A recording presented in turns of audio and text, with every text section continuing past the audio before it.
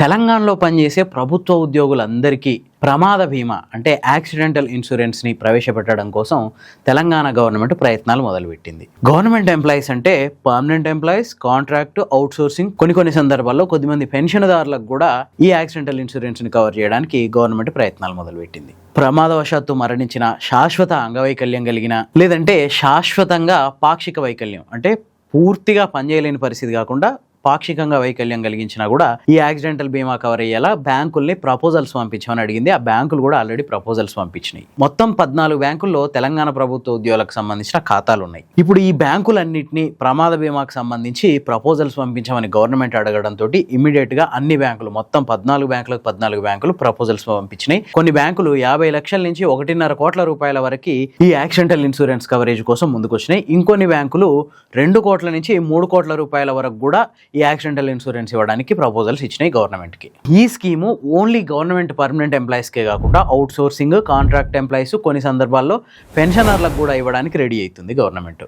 మొత్తం ఈ 14 బ్యాంకుల్లో Union Bank, State Bank of India, Central Bank of India, Indian Bank, Bank of Maharashtra, HDFC Bank, Yes Bank, ICICI Bank, Axis Bank, Bank of Baroda, UCO Bank, Punjab National Bank, Federal Bank, City Union Bank, ఈ 14 బ్యాంకులు proposals ఇచ్చినాయి గవర్నమెంట్కి. ఇందులో Union Bank, UCO Bank, Central Bank లాంటి బ్యాంకులు 50 లక్షల రూపాయల నుంచి 1.5 కోటి రూపాయల వరకు, అంటే ఆ ఉద్యోగి చేస్తున్న ఉద్యోగం, అతనికి వచ్చే జీతం, అలవెన్స్లు, వీటన్నిటి ఆధారంగా 50 లక్షల రూపాయల నుంచి 1.5 కోటి రూపాయల వరకు కూడా ఈ యాక్సిడెంటల్ ఇన్సూరెన్స్ కవర్ చేస్తామని చెప్పినాయి. ఇక ఫెడరల్ బ్యాంకు, ఐసిఐసిఐ బ్యాంకు లాంటి బ్యాంకులు 2 కోట్ల నుంచి 3 కోట్ల రూపాయల వరకు కూడా కవర్ చేయడానికి ముందుకు వచ్చినాయి. అయితే ఇప్పటి వరకు గవర్నమెంట్ జస్ట్ ప్రపోజల్స్ మాత్రమే తీసుకుంది. మరి వీటికి ప్రీమియం ఎంత కట్టాలి, ఆ ప్రీమియంని గవర్నమెంట్ భరిస్తుందా, లేదంటే బ్యాంకులు భరిస్తాయా, లేదంటే ఎంప్లాయీ భరించాలా, ఎంప్లాయీ జీతం నుంచి కట్ చేస్తారా అనే విషయాలు మాత్రం ఇప్పటి వరకు గవర్నమెంట్ చెప్పలేదు.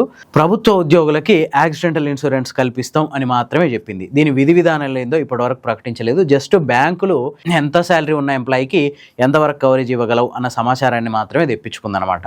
మొత్తం ఈ ప్రపోజల్స్ అన్నిటిని పరిశీలించిన తర్వాత ఏదో ఒక బ్యాంకుతో ఎంఓయూ గనక గవర్నమెంట్ కుదుర్చుకుంటే అప్పుడు ఈ ప్రీమియం ముచ్చట్లనే ముందుకు వస్తాయి. మామూలుగా శాలరీ అకౌంట్లు ఉన్న బ్యాంకులు ఉంటాయి కదా, ఆ బ్యాంకులు ఆ శాలరీ ప్యాకేజ్లో భాగంగానే యాక్సిడెంటల్ ఇన్సూరెన్స్ని కవర్ చేస్తాయి. ఎక్స్ట్రా ప్రీమియం కూడా ఉండకపోవచ్చు.